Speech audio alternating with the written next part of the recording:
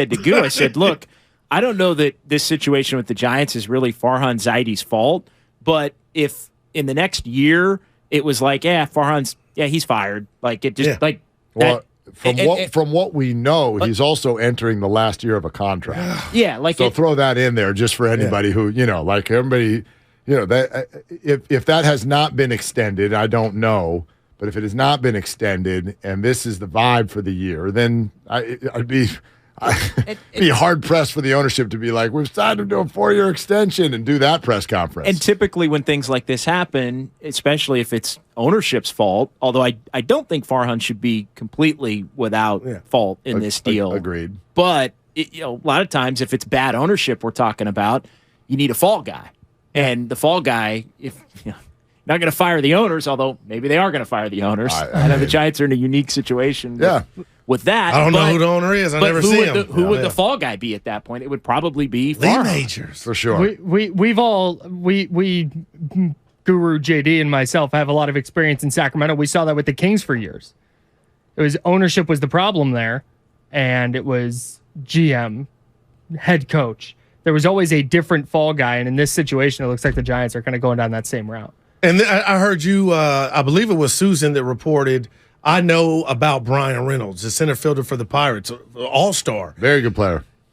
Here I go. These are no excuses, but the game I love, baseball, one can make an argument if you were to acquire Brian Reynolds, who's to say he wouldn't have the same impact as Correa just on your team if he played like all-star Brian Reynolds, but that's not what this is about. This is about, JD, the bait and switch.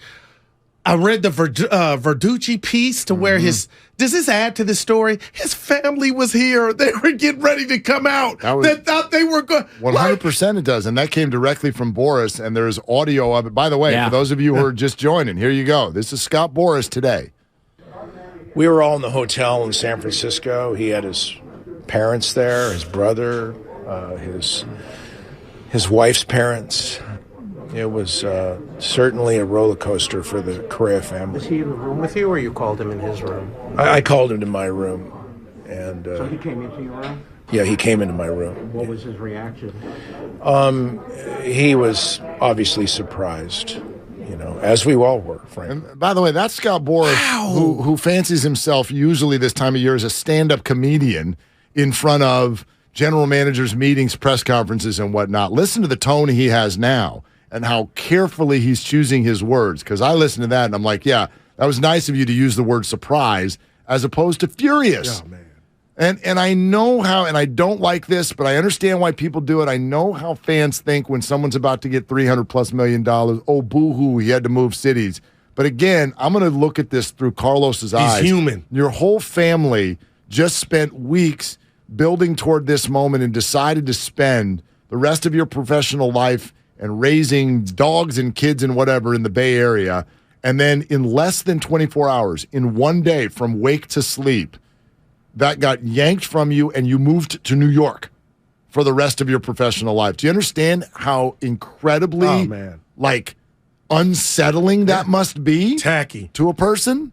And so you're right, Goo, that's what this is about. It's not, in this moment, I haven't even reached the point yet of when this is going to be about baseball and the standings. The Giants just did something on an unbelievable human level. That is unacceptable. Oh, man.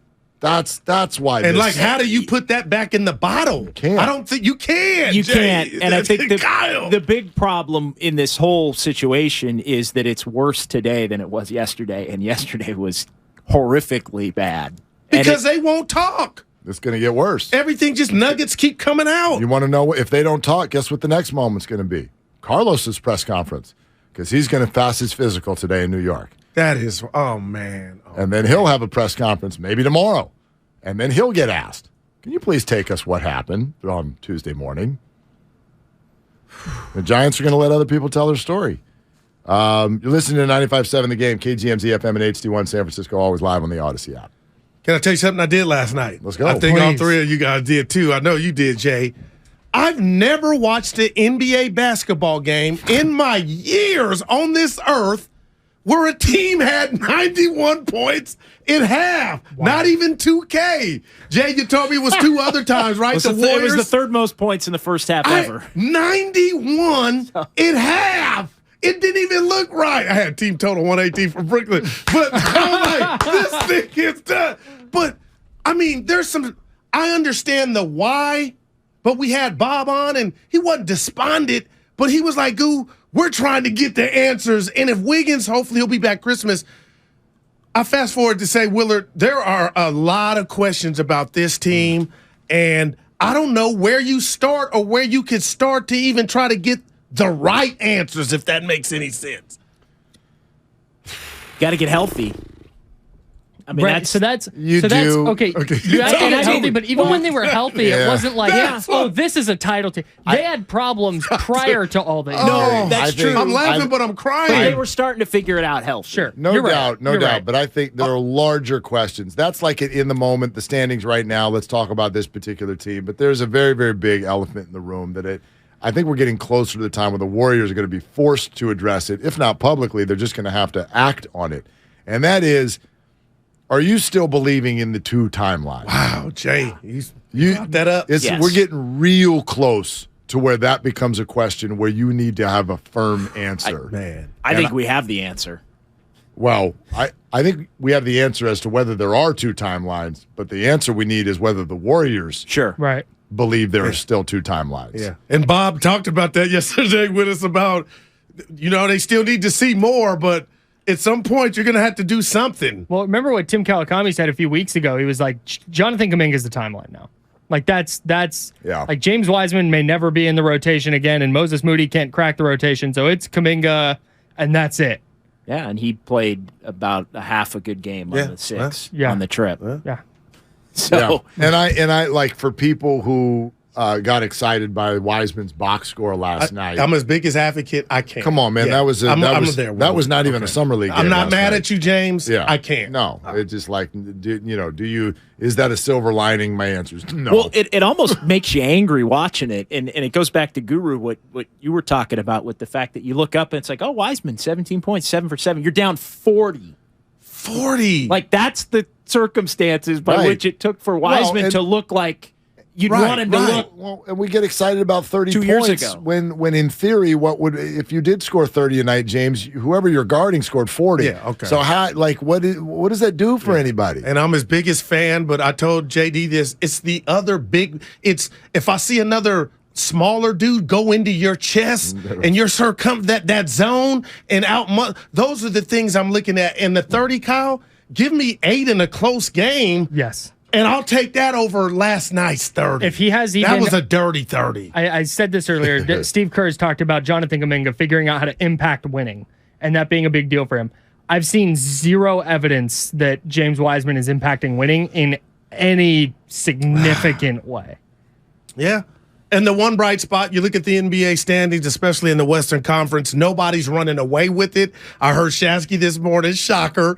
He was like, do you kind of not call the dogs off and get Curry healthy? I'm like, hell no, because things can change. We saw Saturday. Call the dogs off. Kind of like, like let the youngsters play. So take your lumps with Yeah, he didn't say tank, but I kind of you could go there. But I'm like, hell no, because if you do get health on your side, you are defending champs. No, Boston last year, Willard. Here's the thing: you want youth movement. They were done. You want youth movement. Yeah, I saw it a couple nights ago. Last night. Oh, yeah. If you want play the young guys, no. Hey, no. Warrior fans, never. This is what it looks like. Yeah. Can you imagine having a conversation about a youth movement after a title before Christmas? See, it would never happen. They're not finished yet. Although they are an injury away from that decision being made. But everybody is. Well, yeah, the you're Warriors always got that. They lose people for the season. But, I mean, come on. Like, to even suggest that the remainder of Steph Curry's career in any way will be dotted by the words youth movement is sacrilegious. So the 2 timelines really is not – we're going to find out if it's a thing with the Warriors, because to me, you owe Steph, Clay, and Dre. We got action right now. Yeah. We need some reinforcement. However you go get it, everybody looking around, but you owe them that. It feels like Steph really screwed them up because they did not anticipate him being this good in 2022. Or did they not anticipate some of their young guys being this bad? Well, I think that's- I mean, it's not. okay, it's- that's yeah. That's the bigger route on the table. this year problem is they thought Wiseman could play 15 minutes a game. Yeah. Yes. And That's- yeah, good Kuminga point. could play 20 and Moody Yeah. could play 15 to 20 and they would be in the rotation every night and they'd be, 3 or 4 games at a minimum better than they are Yeah, right now. like, so- and it would just, hey, some ups, some downs, some injuries. We're right there.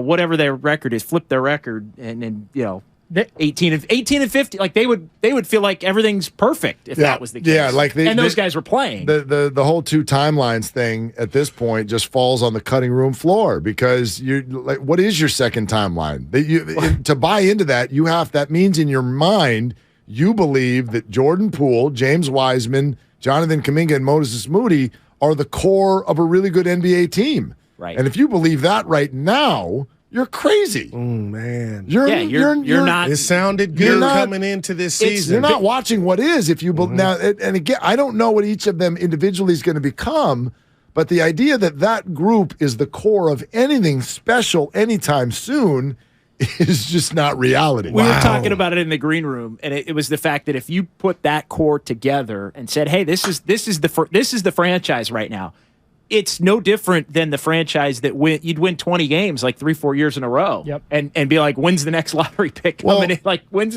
be the Rockets, you'd be the Pistons. I mean, Kyle, you know this. Like in the NBA, like the Sacramento Kings, every year or every other year, you're like, oh, interesting young player. What about this, and that, right? De'Aaron Fox and Marvin Bagley. And every NBA team has interesting young athletes. How they blend together, understand a system, and play on both ends of the floor then can become a core with which you can do something special. Jordan Poole can score 25 points a game all he wants, and it doesn't mean bupkis for now and in the future if you don't have a group of people that are playing as a team and a full basketball unit on both ends of the floor. And this particular group, at this moment, it's early, but they've shown zero ability to be that. I'm a Howard Beck fan, and I was walking to the restroom. I heard your question, and you guys know I get excited. I lead with my heart. I'm a Jordan Poole fan. Please don't take this the wrong way, but these are grown men. I talked about the punch, the psychological aspect of the punch, if any, the residue. But now enough basketball has been played to where I'm looking at Jordan myself to where I got to quit blaming everything else. Jordan, you're going too fast. You're forcing it. You got to slow down. And the question, with all that said, is I say to myself, did they give him the chicken too soon? And if they did, well, this would be this is what it would look like where you thought a guy was just going this way and maybe he wasn't that high. How did Howard Beck answer that question about Jordan Poole? His first thing said is, I'm not sure about too soon, but you could make the case too much. Mm-hmm.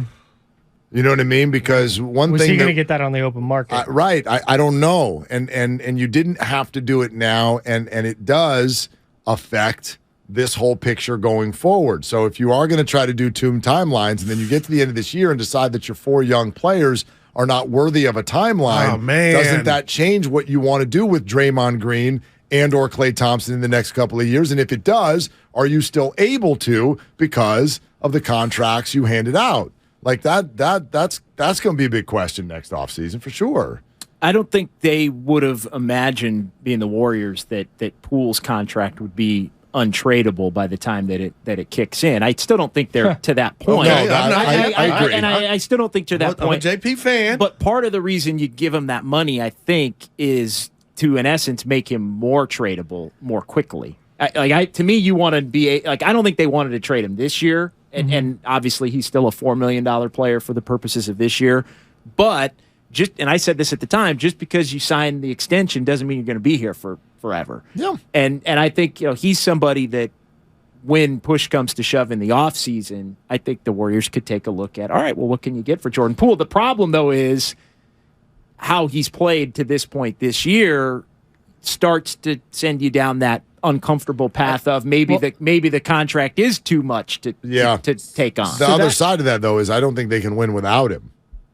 I don't yeah, now for this year. Now, even in the next 2 to 3. I mean, depending on what you get in return for him. Well, here's the other. Just to that point, Colin. Yeah. Like, I don't think the Warriors are completely void of options, and what I mean by that is you just might have to come to grips with, hey, Jordan Poole's going to get traded, and Kuminga's going to get traded, and Moody's going to get traded, and Wiseman's going to get traded. Like you could, in some form or fashion, trade all 4 of those players and probably get a couple of players that help you. You get something back for that. With Steph still playing out, like 4 pieces. Okay, but you need to make the decision is that the path that you want to go down, to maybe have another run at winning a title. So you just did a Kuminga, Wiseman, Moody, Poole trade package, right? Sure. I don't mean. It could be 4 different trades. Okay, but let's just put the 4 of them together. What's that value?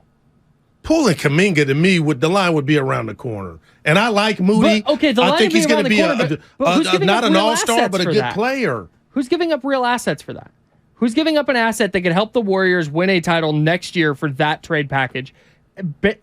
We're talking offseason based on what we've seen so far. I think you could find players.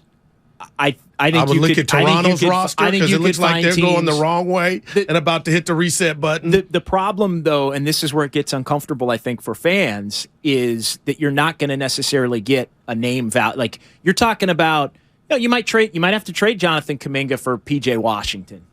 You know what? He's so good. That's exactly my point, though. You're not going to get a star. Good. Well, but my point is, do you have to get a star to make it worth it? No doubt. Or trade, making those lateral move kind of trade. Like, would you trade James? Would you trade James Wiseman for Jakob Poeltl? On the surface, you go, that's underwhelming. James Wiseman is the number 2 pick in the draft. I want that to be part of a package that gets me a star. He's not that anymore, though. But it's time to remove that label. Reality is, wow, Will, I got something for you. From a trade perspective, that label's now gone. Well, I remember 2 years ago when he got hurt, Joe Lacob, because it's up to him. He had a soundbite to where he went in on the fans, basically sharing his thoughts on what he saw from Wiseman. And his was totally different than, he ain't this or that. And Lacob was all in. And I'll never know this, but I'm wondering, I guess I can judge him by his actions here soon. But where is he at now? Is Lacob looking at Wiseman like, you know what, Willard? I wonder. The kid ain't got, what we're using him wrong, but you would be hard-pressed. That line wouldn't be that long on what you're saying, Kyle. How many teams look at Wiseman now, just his physical presence or lack thereof, like he's our future. It's a thread now that's coming up in every sport, probably in every city, a bunch of places here, and that is the question about how quickly can you make up your mind about someone, and when is that fair? And even if you're not going to say, okay, I'm not giving up on him, but how quickly should you be able to see something? Just like a flash. I don't need you to be a finished product. Right? Jordan Poole's a great example. Yeah. Jordan Poole's someone where we're just like, whatever, you're in the G League, and then he's like someone who can score 25 a night in the NBA. And we use that as an example of be patient, be patient, be patient. And then we do it with Trey Lance, and then be patient. And then Brock Purdy shows up, and he's like, I got this right now. Like, I'm fine. Like, let's go right now. And so I struggle with this because I don't need Trey Lance and James Wiseman, and I don't need you to all Marco Luciano. You don't need to be a finished product, but you want to see something that gives you hope right away. Yeah. And James isn't doing it. Trey in Chicago, I was at the game, and at halftime, I'm like, I see things. Like, not all of it, but there were things. Remember that pass into the red zone? Like, there were a couple, right, to Ray. Like, Ray. I see pops. I see things, and then he was gone. James, I don't see it. No, and I think Kuminga to a lesser extent. You see it. Than Poole, yes. but you see it. You see it. You see, hey, this, wow. Okay. Right, there are moments. Can I throw Moody in there? Because, again, Snotty's like, he's just a player. I'm like, he's not telling you he's anything other than that, but he's a piece on a good team, I believe. Can be, I guess, but I mean, it's like not. He ain't an all-star, Yeah. I feel like he should play more than he does. And that, Kyle, that's all. And there's got to be. That's all I guess I'm trying to say. But there's got to be a reason that he doesn't. They're not stupid. They're the Warriors. I watch him and I watch Ty Jerome play basketball. I understand. But it's kind of like what the 49ers are always doing with the running back room. Why isn't Jordan Mason playing? Well, my guess would be because he's missing blocks when we're not looking. Are you comparing Christian McCaffrey to Ty Jerome? Exactly. Okay. No, but even before Christian came, or even as Eli gets hurt, it's like, okay, who's the RB2? We always want something from people like, why aren't they playing? Well, like my mind always goes, do you think the coaches are like, what would be great this week is if we lose and get fired? That would be fun. Like there's a reason they're making that decision. And I acknowledge that as a fan, when we watch sports, we're probably only seeing 30% of the game. There's all that other stuff that we're watching the ball fly downfield. Well, what is that running back doing in the backfield? Is the quarterback on the ground right now, and he just got hit in the back because the rookie running back missed a block? That matters to the coaches, and they won't put him in the game. And we're like, but he looks good when he runs. So there's a reason that Moses Moody cannot get in the damn game. There's got to be a reason. Well, and that's what's interesting is because when you watch, it's like, yeah, okay, he's not perfect, but he can put it on the floor. Yeah, he can create. skills. They don't have a lot of dudes that can create their own shot. I don't look at Moses Moody as somebody that can create his own shot. Wow, man!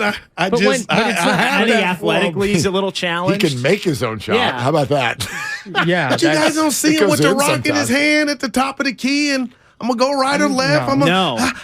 And, In fact, if he's wanting to do that, that's part of the reason why I wouldn't play him.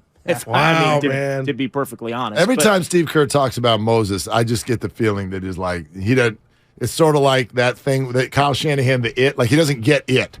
The rotations, James and Moses. That's just my sense. James for sure. We're not rooting for him. They don't get it. They're not defensively. Their liabilities. It's a step slow, I think, to process. I think what's Wiseman's contract status? He's this is his third year, so they picked up his option for next year. Oh, so all right. So he would be a restricted free agent after next year if they gave him a qualifying offer. Right, yeah. I believe. 4-year deal. So one more year after this year. So does that 30-point game keep him on the big club? I was asking JD that. So no, he's got a qualifying offer for 24-25 to make him a restricted free agent. Right, correct. Okay. Right. Yeah. If you don't do the qualifying offer, then you're restricted. Yeah. Okay. I don't think I've ever. Goo, you mentioned his 30 points. I don't think I've ever been less moved by 30 points. Right, and it's not. I hate that it's just that was so 2 nights in a row. Well, and at least it wasn't Isaiah Hartenstein. Physically throwing him out of the way and then dunking. But do you on his think head. that keeps him up a little longer? Do you think, hey, we're going to send you back to Santa Cruz? 30 points, y'all. I know it was a blowout. Hey, you know what? He bought himself a week or two. But we know he can cool. You can score the basketball in a blowout. Yeah. Right. That doesn't. Can you do anything else when it's close? I hear you. Yeah. NBA players. Teams are dotted with people who put points up. If that give me was some all block shots. Give me give me some 8 on the defensive end. I hate this word when we use it for anything because I think it's the biggest way to sort of criticize a team. I couldn't even. The game was unwatchable. It was I couldn't even stay with it. 41-17. Couldn't stay with it, right? Like Jay had to do a post game. I mean, right when we we've all done it. When we do what we do, we plan our days around this stuff. Oh, I was ready. I'm like running errands like crazy because I'm like 4:30, brother, and you get in front of the TV, and 7 minutes later. What else? What is it? Everybody can hit a 3 on the Warriors. Yeah. I'm what else does everybody want to do tonight? You guys want to watch a Christmas movie? Like, what do you want to do? You got all your shopping done? You guys? Close. You, Kyle? JD? I think I'm done. Close. I'm done. You should know if you're done. No, stocking. I got stocking action. Oh, I might have to stop. I might have to hit. Yeah. I got stuff to do still. Okay, I like to let it ride. I'm a Christmas Eve guy. That's what you know. No, I used to be. Yeah. I used to be, but now I get scared now. I'm like, once Amazon Prime can't get it there on time, I'm like, dude, we're naked right now. Yeah. About the 17th. I give them a couple of day grace period in case there's a delay or something because the post office is racked this time of year. So I'm like, okay, I'll give it to like the 22nd. If it can't be there by the 22nd, then I'm going the shopping. good news from my 3 kids to my girlfriend, all 4 of their birthdays are either in January or February. So if anything doesn't get there on time, it just becomes a birthday gift. Yeah. That's very nice. Yeah. So real quick, I went to that one. Trader Joe's January and I went to birthday. Safeway last night because I could not get over to my local Lucky California store. Love Lucky California. It's one of my favorite places. So I went to 2 different Lucky California. Yeah, do your shopping. Yeah. I went to 2 different grocery stores last night, and it was fun. It was crowded, obviously. A lot of people were there doing their shopping, doing what I'm doing. That's fine. Stop parking your cart in the middle of an aisle. Oh my God. Oh wow. That's a Kyle Oh my gripe. God. It was an epidemic yesterday. By the way, do you know Move what? it to the pick a side. There's I also don't care which side. There's a parking lot equivalent to this. Okay, America is too fat. Stop waiting for a parking spot and blocking the entire lane when you can just drive 30 more feet to the back of the lot and get a spot back There's there. open spots all Please, over the back. I don't want to see your turn signal. Just keep it moving. Keep it moving. Absolutely. That gives me anxiety. So, 100. But don't act nowadays. They crazy out there. Just woosah. Yeah, Like, you know. I just, If you say the wrong thing, sitting to on my somebody, horn. Dude, I don't say anything to anybody. Oh my God. Dude, I've seen a lot, Jay. well, I get frustrated going through the lanes, and then somebody else stops in front of me, puts the blinker on. I'm like, what the hell am I supposed to do? I just want to get in front of you so I can make a right and go as far away from everybody as possible. This is the I'm trying to get Christmas away spirit. from It you, is, not yeah. steal But your it's true. spot. I work through it because I'm like, it's like you're saying. I know, Depressed, especially man. this week. Yeah. Everybody's stressed. Everybody's got somewhere to be. No doubt. It's almost like those coaching decisions. Whatever they're doing, they've got their reason. The difference is it doesn't have to be a good one. Please, just don't be lazy. There is a parking spot. Just it takes some time. It's okay. Yeah. None of your bosses are working this week, so just leave early so that you've got extra time for your errands. And please take the parking spots. Last I'll have you know, gripe. our boss is Yeah. very much working Look, per my look, inbox. look. Yeah. Last mini gripe. I'm about my TV. And I've downloaded Netflix and Prime. But why did the Sunday ticket go to YouTube TV? There's just something else I got 2 to billion reasons. Can somebody answer? I have a question about this, and Okay, I don't know who but to now call. something else I got to give. I know. This is an issue for sure. If DirecTV no longer has Sunday Ticket, does it still have the DirecTV Red Zone channel? I would think that Or would be does that- going with I think it. so. Does that go Yeah, they with would- That Sunday goes Ticket? with it, I Probably. would believe. Yeah, because there's 2 different red zone Yeah, channels. there is. So there's a Siciliano and DirecTV specific Hanson. one, The and dir- then there's that's the one I'm talking. Well, no, but if you have DirecTV, you can't do the NFL Network one. right. So Correct. is the DirecTV specific one going to still live on DirecTV? It's a good question. Or does it go away with Sunday Ticket? So you get Siciliano or Hanson? if I you get have some- DirecTV, DirecTV gets Siciliano. Siciliano. Yeah, that's what I got. That's Okay, yeah. I didn't know Siciliano. Hanson was. Yeah. But Hanson, That might, you might Hanson's have. my man, dude. Dude, Hanson, another thing you got to pay for, another app. I know. Streaming service. I know. They did it. They officially did it. They Because I did. used to look at it and go, I'm not getting all these apps. I'm going to Right. stick with traditional TV. And now I've got traditional TV and all the Tubi, apps. I got so It's much just like, stuff. oh, man. Lord. maybe What are we doing? I'm a little behind the times, and the smart TV is the answer to the question here, and I just need to maneuver it better.